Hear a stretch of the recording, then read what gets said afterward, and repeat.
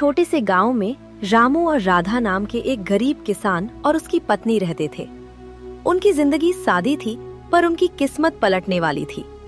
उनके पास एक ऐसी मुर्गी थी जो रोज सोने का एक अंडा देती थी। राधा, देखो, ये हमारी मुर्गी नहीं, ये तो जादू है।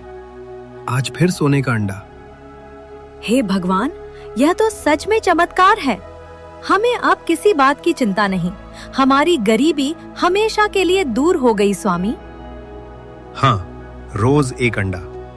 हम अब गांव के सबसे धनी लोग बन जाएंगे। और ऐसा ही हुआ। रोज मिलने वाले उस एक अंडे ने रामू और राधा की झोपड़ी को एक आलीशान घर में बदल दिया। लेकिन समृद्धि के साथ ही रामू के मन में एक नया और खतरनाक मेहमान आ गया, लालच।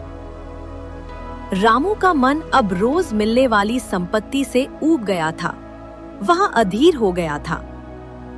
ये रोज एक अंडा, उफ, ये तो बहुत धीमी रफ्तार है राधा। कैसी बात करते हैं आप? हमें रोज बिना मेहनत के इतना धन मिल रहा है। हमें भगवान का शुक्रगुजार होना चाहिए। शुक्रगुजार? मैं राजा बनना चाहता हूँ। मैं अब सोच रहा हूँ कि उस मुर्गी के पेट में पहले से ही सारे अंडे मौजूद होंगे। नहीं नहीं, ऐसा मत सोचिए। वह रोज एक अंडा देती है, मतलब वह रोज एक बनाती है। आप उसे नुकसान पहुंचाने की मत सोचना। मैं अब एक ही बार में उन सारे अंडों को बाहर निकालूंगा। अगर उसके पेट में 100 अंडे हुए तो मैं एक ही रात में दुनिया का सबसे अमीर आदमी बन जाऊंगा। लालच मत करो। जो रोज मिल रहा है वह हमेशा के लिए चला जाएगा। लालच बुरी बला है। मैं अब तुम्हारी कोई बात नहीं सुनूंगा। मैं अभी जा रहा हूँ। लालच ने रामू की आंखों पर पट्टी बांध दी थी। अपनी पत्नी की चीख पुकार को अनसुना करते हुए वह अपनी समृद्धि के स्रोत को नष्ट करने के लिए निकल पड़ा। मूर्खता के उस क्षण में रामू ने अपनी जादुई मुर्गी को मार डाला। कहाँ हैं अंडे? कहाँ हैं मेरे सारे सोने के अंडे?